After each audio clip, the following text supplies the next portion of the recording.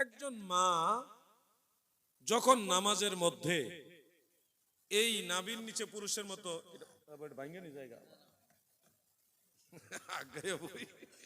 বাংলাদেশে হুজুর এসে ভাঙ্গা লাইছে। আমার জীবনে বহু চেয়ার ভাঙছি, চেয়ারে হাতল ভাঙছি, সামনের টি টেবিল ভাঙছি। আগে যে জজবা ছিল, বাবা রে বাবা, আমি নিজেরটা নিজে দেখে চিন্তা করি এটাকে আমি আসছিলাম। বহু জায়গা খামুশ করে টেবিলে থাবড়া দিয়ে টেবিল ভেঙে গেছে। এক জায়গায় মাহফিলে গেছিলাম মুন্সিগঞ্জে, বাংলাদেশে।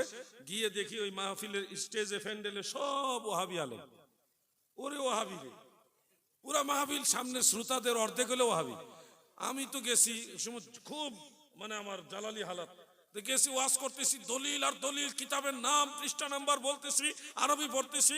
এরপর এক পর্যায়ে আমার এই ডাইন পাশে মুফতি আসাদ সাহেব যে জায়গাটা বসছে, এরকম না ধরেন এটুকু দূরে, সামান্য একটু দূরে বসছিল ওনাদের বড় আলেম। আমি খামোশ করে সুফার হাতলের মধ্যে থাবা মারছি, আর হাতল ভাঙ্গা গিয়া ওহাবি মোল্লার সামনে। এই জমানো কাটাই আসছি, তো এই জন্য ভয় লাগে, ভাঙ্গানি যায়। তো যাই হোক, আমি যেটা